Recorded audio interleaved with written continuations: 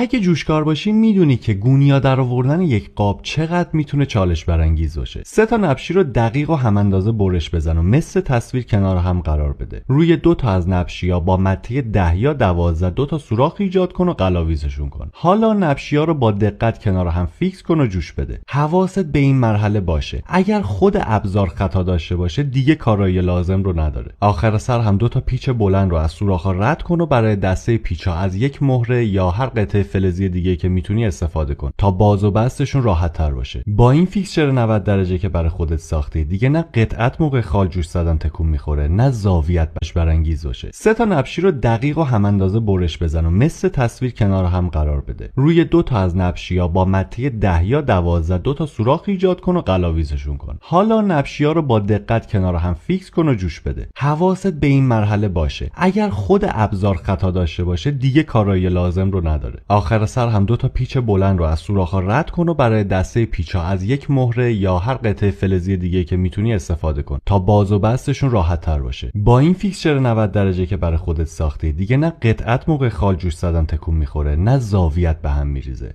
اگر فنی کاری آترفر رو دنبال کن.